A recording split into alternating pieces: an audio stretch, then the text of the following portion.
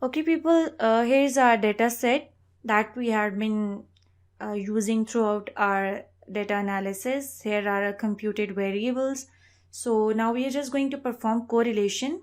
Go to analyze and then go to correlate and then to bivariate. Okay, these are all our items. So just get down to variables, select all variables and then put them in the variables window one by one. So these are variables, just put them in window, and then options. Here you're not going to select any, so just continue, and here select Pearson and then two-tailed and Pearson, and then flag significant correlations means it would add stars to your correlations. So now you see here is the table that you got for your correlation. And what else we see over here? You see that correlation is significant at 0.01 level. So you see all of your correlations have been mentioned with double star. So let's get back what we had already studied. I told you in the previous lecture that you have to report with double star when correlation lies between this range. So here you see that correlation lies between 0.01, so we have reported them with double star. And there are some also ranges I told you about, weak and moderate correlation. So you can see that what correlation exists between them. These are the levels of significance, 0.000 level of significance. So we see that all our hypotheses are significant in it. And next is, this is where we get our significance level from. And now you see that 0.000 level of significance means hypothesis is accepted. Now you see what else we had studied. We saw that there are these all are values that have been mentioned above this triangle. So they also have certain ranges. This weak correlation is between 0.1 0.399. You see there's no weak in it. So let's move to moderate. There is moderate correlation between variables. This 0.5 0.6 is high, then again moderate.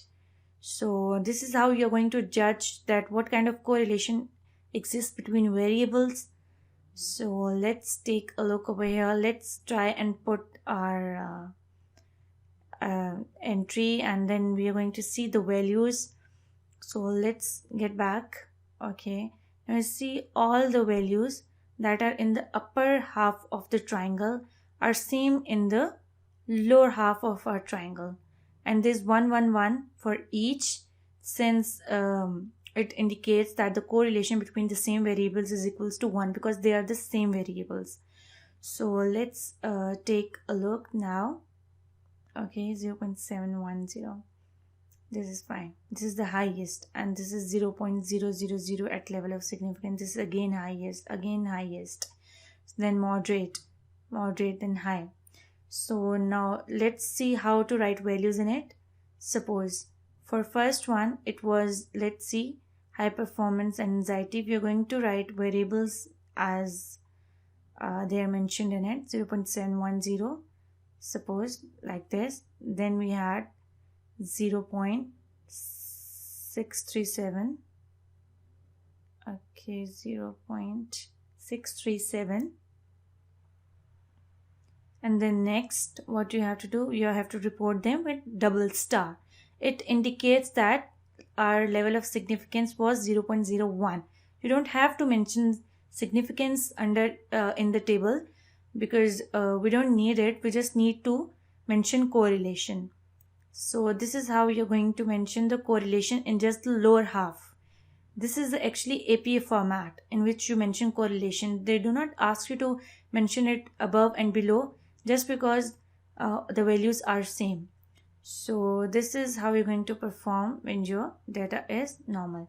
So suppose your data is not normal. You go back to,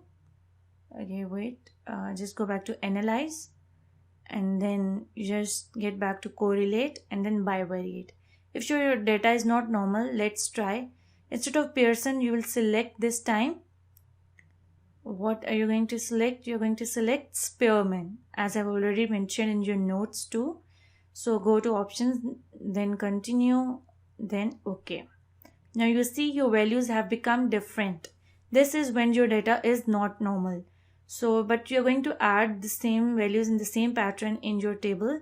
This is for non-parametric, for not normal data. So this is all just from correlation, that how you're going to perform correlation. In the next lecture, we are going to see that how are we going to check the analysis when we are going to study an impact. So stay tuned to our next lecture.